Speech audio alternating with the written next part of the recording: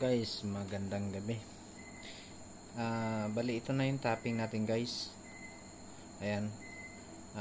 Nagpabricate tayo ng bars bar ng battery. Continuous. Ayan. Walang putol. Ano guys, aluminum yan guys. Ayan. Yun yung ginawa natin.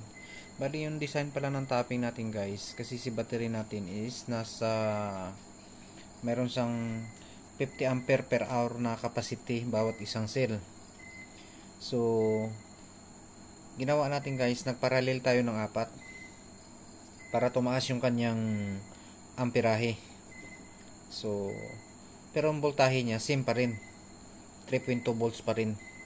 Amperahe lang tinaas dito sa per stage. Bali ang amperahe nito guys is nasa 200 guys, kasi 50 plus 50 100 plus 50 150, yan 200. Tingnan yung bars bar guys, hanggang dito lang siya, sa 4 lang siya. So ang voltahe nito dito guys is 3.2 pa lang, and then nag series tayo dito guys, pasok sa dito ng 3.2, ayan, tapos negative na 4 pa rin, 4 na piraso. Ayan, lalabas siya dito ng 6.4, no? 6.4 sa ikalawang stage. Yan, 1 2 3 4, di ba guys, putol yan dyan. And then pumasok naman siya dito, yan ang another naman. So bali 9.6 na siya guys, parallel siya dyan guys. So pagbaba niya guys, nag series naman siya, papunta naman dito guys. Yan, dire-diretso yung bars bar. Bali 8 piraso ito guys, 1 2 3 4 5 6 7 8. So dalawang module yan guys, dalawang module siya. So naka parallel yan.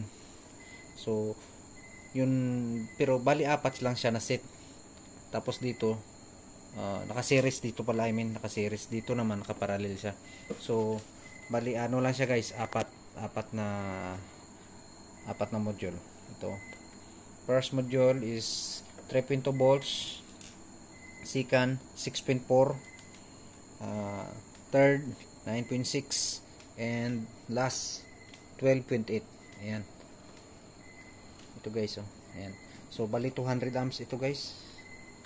Ayan, mahaba, mabigat, nasa almost siguro 30 kilos o something, 40 kilos. Nakakatakot na rin guys, kaya nag-prepare na rin ako ng fire extinguisher, if in case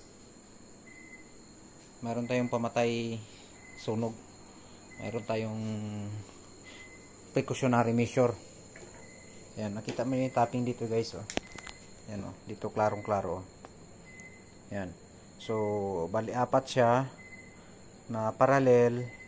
Tapos tingnan nyo guys, 4 din na positive, naka ano siya guys, naka series. Tapos 4 din na negative. Ayan, bali kung tingnan mo yung takbo ng kuryente guys, parang nag ano siya guys, nag W, papunta doon, balik siya dito, papunta naman doon, balik naman siya dito sa labas. Yan, W siya guys, parang letter W. Yan, kasi i-plus mo man ito guys. Pag dito 3.2, pag W mo, labas siya dito is 6.4. Another W ka doon, labas naman siya ng, pag ganyan siya guys, wow, and then 9.6, and then dito siya nalabas ng 12.8. Yan, subukan natin sa tester guys. Ayan, parang W. Yan, subukan natin sa tester kung ilan ang kanyang output guys. Ayan,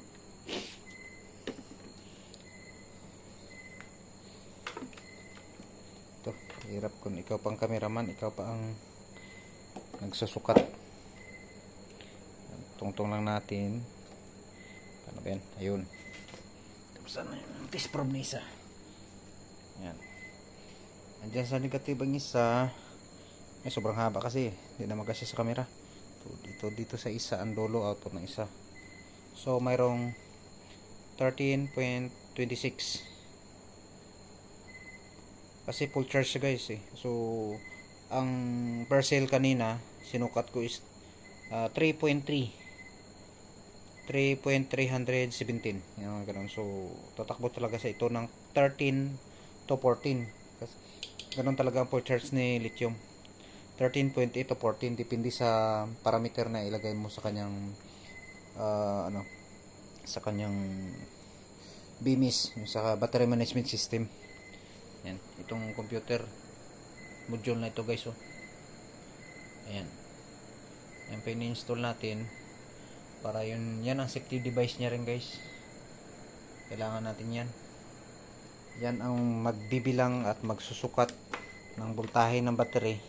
Siya ang magkocontrol ng parameter na lahat para hindi magkaroon ng overcharging at saka discharge yung battery.